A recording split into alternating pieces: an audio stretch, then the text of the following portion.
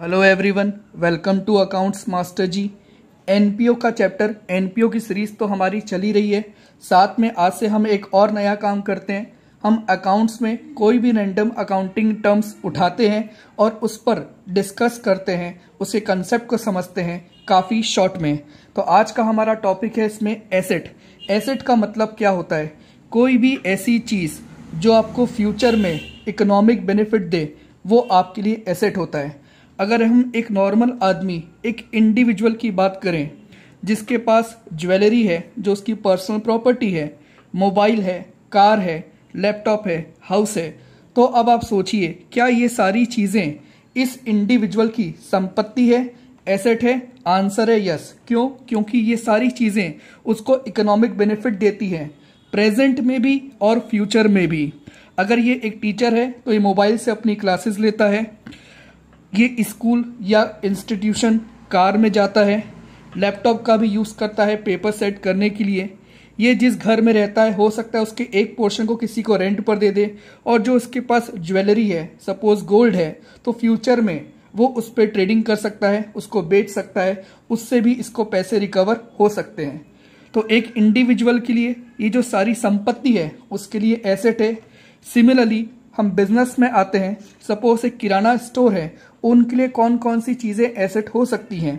Furniture जिस पर रखकर वो सामान बेच रहे हैं, स्टॉक जो सामान वो बेचते हैं तभी तो उनके पास पैसे आते हैं, कंप्यूटर जिससे वो बिल जनरेट करते हैं, बिल जनरेट नहीं करेंगे तो काम कैसे करेंगे?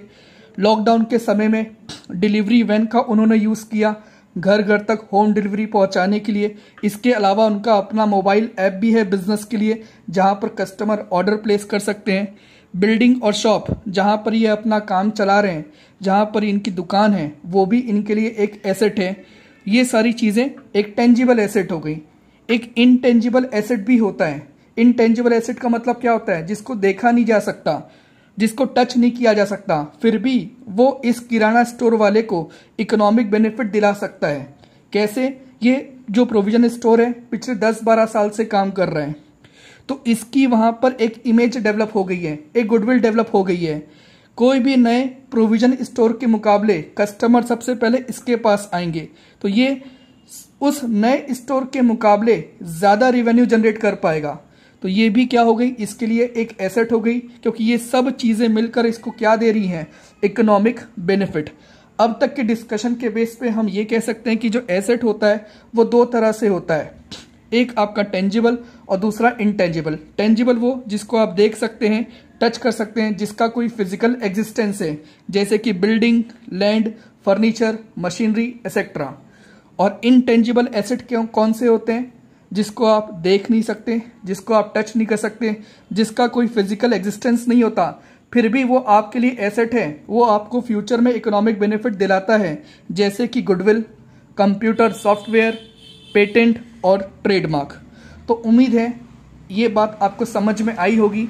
एसेट की बहुत सारी डेफिनेशन है बुक में, पर सबसे सिंपलेस्ट डेफिनेशन और मीनिंग यही है कि कोई भी चीज़ जो आपको फ्यूचर में इकोनॉमिक बेनिफिट दे, वो आपके लिए एसेट होता है। तो मिलते हैं अगले वीडियो में अगले छोटे से टॉपिक के साथ।